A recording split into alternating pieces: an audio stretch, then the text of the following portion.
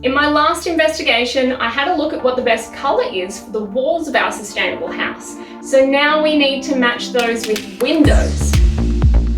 Which type of glass will be best for the windows on our sustainable house?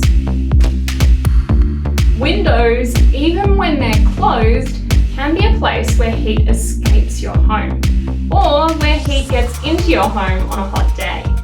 That's why it's important to think about windows that we choose when engineering a sustainable house. Let's just make sure we've got everything we need. 1 cube, this is our house.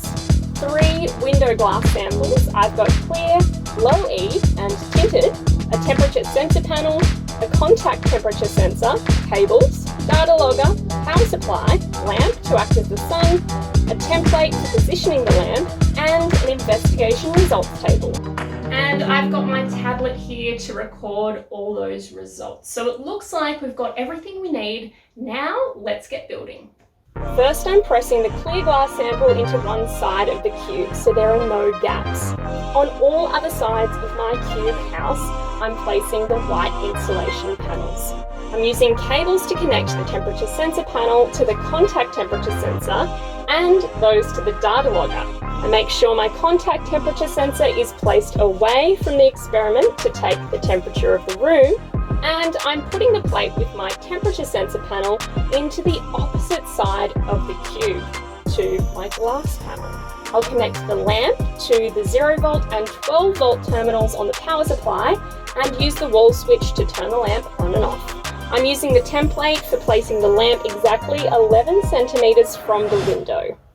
Okay, now I'm all set up, so the next thing to do is to turn on the sun or my lamp and then track the temperature change every 30 seconds for 5 minutes.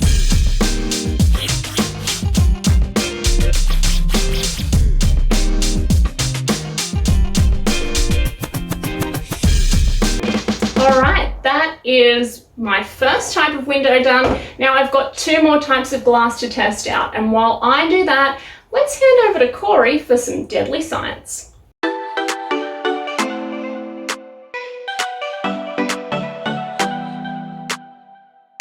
So you won't find windows in the bush, because not all houses have that. Try this hollow, for example. This place would have been a sacred place for the Camaragal people, and it would have been a home. And hollows make great homes for lots of animals. Sometimes gum trees lose a branch just to save water when it's dry.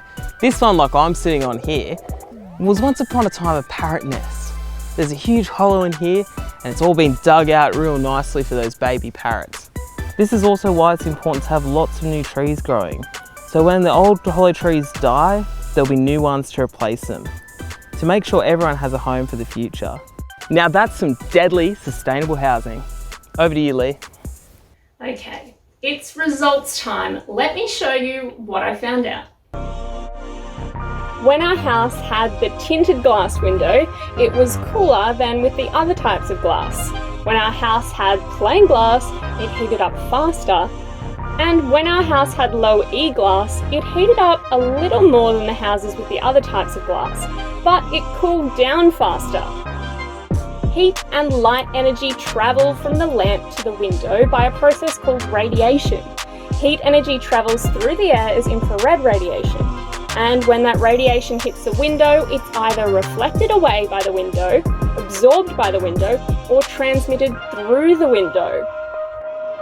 Things you might want to think about when you're choosing a window for a home you want to make sustainable is things like what angle is the sun going to be hitting that window and that side of the house, and how long will the sun be coming into that side of the house at different times of year.